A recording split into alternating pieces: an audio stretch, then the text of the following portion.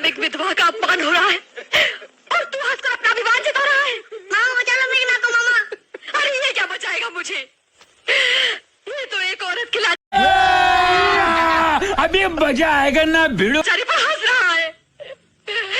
ऐसे लोगों की जहरीली हंसी से तो एक औरत को वैश्या बनने में भी शर्म नहीं आएगी। अरे चुप कर, शर्म तो तेरे को आनी चाहिए।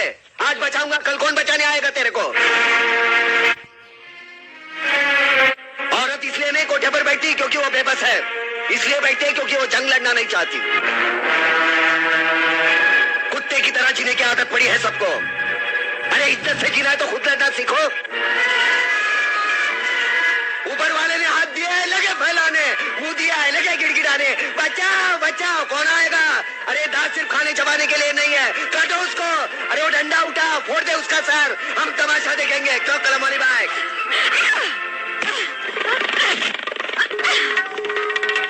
एक औरत को धंधे पर बिठाना चाहते हो तुम। छोड़ो इन लोगों को, कमीने। रुको जरा, सबर करो।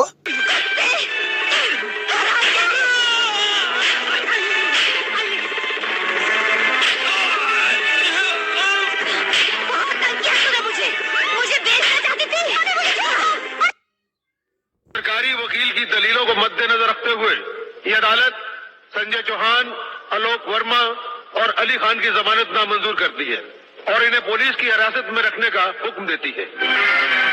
योर ऑनर, मैं इंस्पेक्टर वागले इस केस की छानबीन मैं कर रहा हूं। अदालत से इस केस के बारे में कुछ कहने की इजाजत चाहता हूं। इजाजत है। Thank you sir.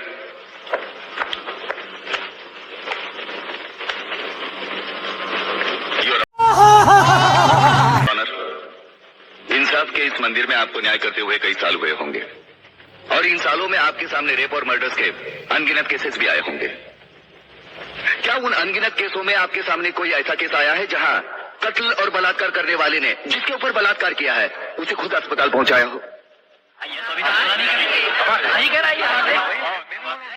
सामने कोई ऐसा केस आया है जहां कत्ल और बलात्कार करने वाले ने जिसके ऊपर बलात्कार किया है उसे खुद अस्पताल पहुंचाया हो?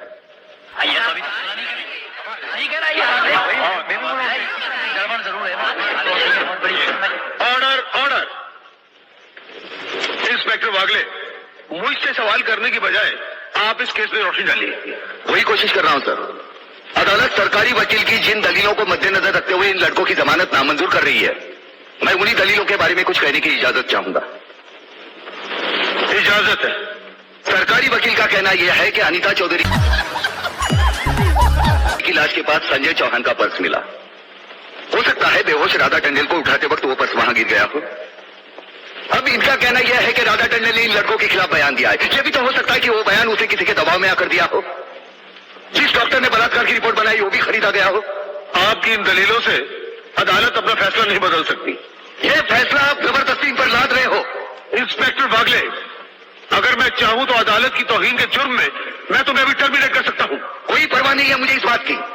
मेरा तो विश्वास उठ गया है इस कानून से। कौन सा कानून, कैसा कानून? ये कानून तो चंद मुजरिमों की रखेल बन बैठा है। इसलिए लोग अदालत का दरवाजा खटखटाने के बजाय गुंडों की चौखट चूमते हैं। Take him out of the court. अगर जिंदगी में किसी से रिश्वत ना ली हो तो ही मुझे हाथ लगाना।